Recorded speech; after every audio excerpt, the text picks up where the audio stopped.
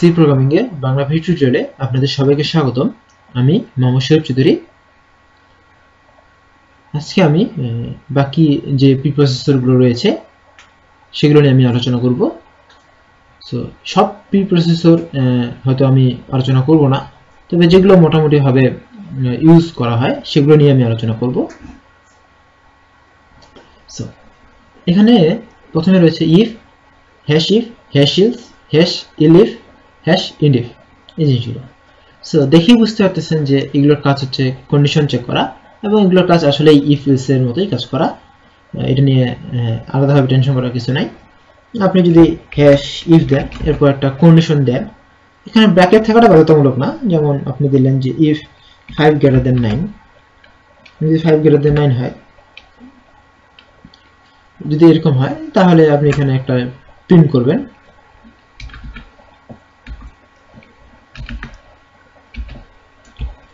printf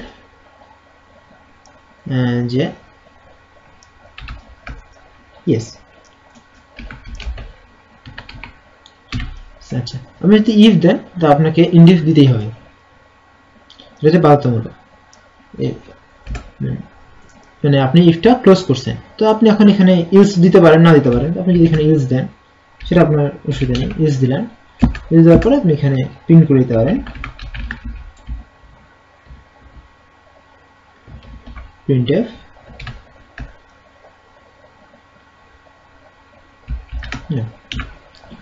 so আপনি যদি এটাকে রান করেন, এখানে যে সমস্যাটা সেটা হচ্ছে এখানে সেমিকোলন হবে, নো আসছে। আবার যদি আপনি এটা কন্ডিশনটাকে চেঞ্জ করে দেন, রান করেন, তাহলে দেখুন ইয়েস আসছে, কোনো সমস্যা করেনি। এটা দেখে ঘাবড়ানোর কিছু নেই। আসলে যখন এটা ইউজ করা হয়, তো যে কন্ডিশনটা সত্য হয়ে যায় সেটা এইভাবে হাইলাইট হয়ে থাকে, আর যেটা মিথ্যা হয় সেটা এরকম হয়ে থাকে, সমস্যা করে না।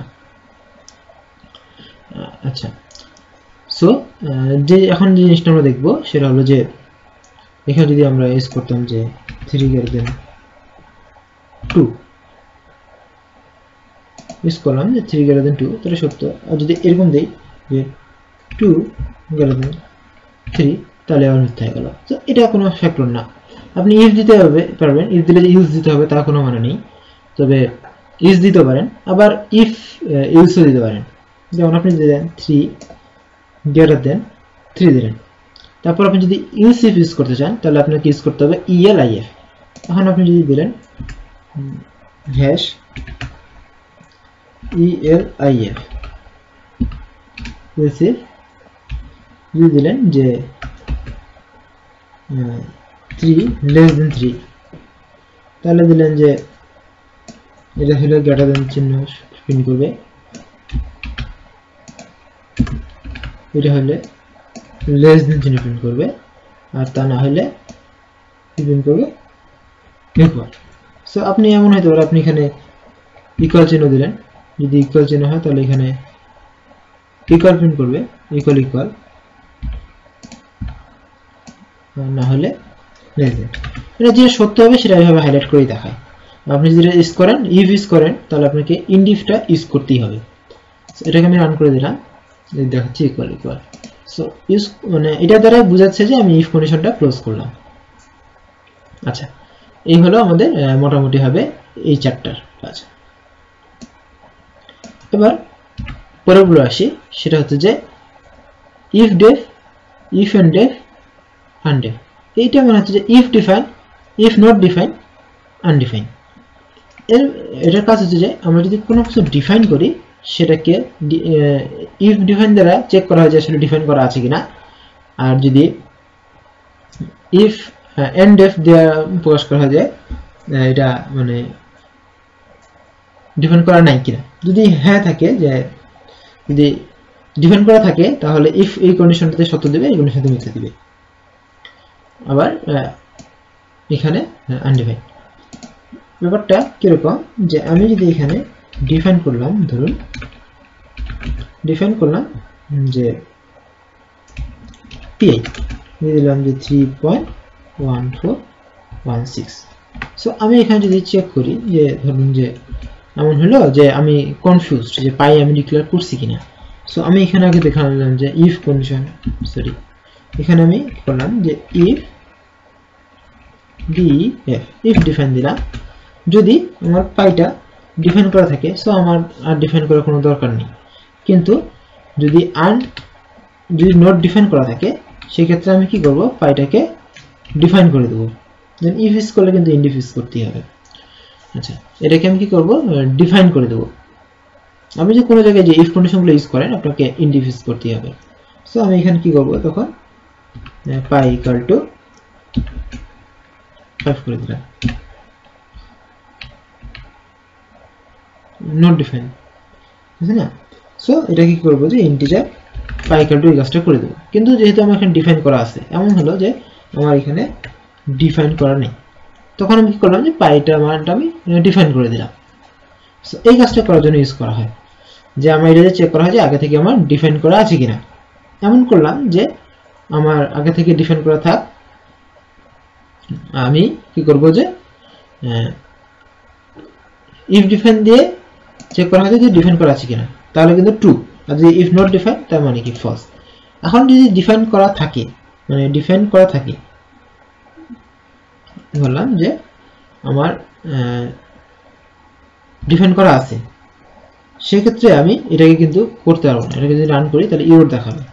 সো আমি কি করব, এটাকে আগে আনডিফাইন করে দেব, হ্যাশ দিয়ে আমি আনডিফাইন করে দিলাম। এখানে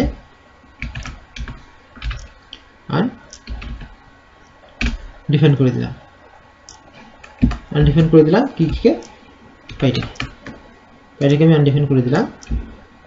এবার দেখুন আমি এটাকে এখানে ডিক্লেয়ার করতে পারবো, কোনো প্রকার সমস্যা হবে না। কিন্তু আমি যদি আনডিফাইন না করে দিই তাহলে কিন্তু আমি এটাকে ডিক্লেয়ার করতে পারবো না, সমস্যা করবে। সো ইফ ডিফাইনের কাজ হচ্ছে কি, ডিফাইন আছে কিনা সেটা চেক করা। যদি ডিফাইন থাকে তাহলে এই কন্ডিশনটা কাজ করবে। ইফ নট ডিফাইন হচ্ছে যে ডিফাইন না করা থাকে তাহলে এই কন্ডিশনটা কাজ করবে। আর আনডিফাইনটা হচ্ছে যে যেটা ডিফাইন করা আছে সেটাকে আমি আনডিফাইন করে দেবো, অর্থাৎ ডিফাইন থেকে তুলে দেবো, এরপরে আর ডিফাইনটা কাজ করবে না। আর সবশেষে আছে এই ডবল হ্যাশের কাজটা। এই ডবল হ্যাশের যে কাজটা সেটা হলো যে এটা দিয়ে অ্যাড করা হয়। কিরকম অ্যাড করা হয়, যে আমি ধরলাম যে এখানে লিখলাম যে xy integer xy equal to 5, আমি এখন প্রিন্ট করব পার্সেন্টেজ xy এর মান। সো আমি xy এর মানটা আমি প্রিন্ট করতে যাচ্ছি, কিন্তু একবারে প্রিন্ট করব না। আমি যদি এখানে লিখি x, তারপর এখানে আমি দিলাম ডবল হ্যাশ, তারপর দিলাম y, তাহলে কি হবে, x আর y টা একসঙ্গে অ্যাড হয়ে যাবে। এটাকে যদি আমি রান করি, সরি এখানে যেটা হচ্ছে যে x is declared first is in the this function। এখানে যে সমস্যাটা হলো সেটা হলো যে এভাবে এটা রিলিজ করা যাবে না। এটা হচ্ছে যে কিরকম, যে আগে যে x আর y টা ডিক্লেয়ার থাকতে লাগবে, এটা যেটা বলতেছে। তো ডিক্লেয়ার না থাকো আমি যে কাজটা করতে পারি, আমি একটা ম্যাক্রো নিয়ে করতে পারি। হ্যাশ দিলাম ডিফাইন, এই ডিফাইন পাই দিলাম, মনে করেন পাই এখানে দিয়ে যদি আমি দিই a, b, এখানে আবার যেহেতু ম্যাক্রোতে আপনার ওই ডিফাইন থাকাটা, এই ডিক্লেয়ার থাকাটা আগে থেকেই কোনো ব্যাপার না, সেহেতু এখানে দিতে পারি পাই a, b দিলাম। সো এটার কাজ হচ্ছে যে a b করে দেওয়া। সো আমি যদি এখানে লিখি পাই দেওয়াটা উচিত হয়নি অবশ্য, তাও দিলাম,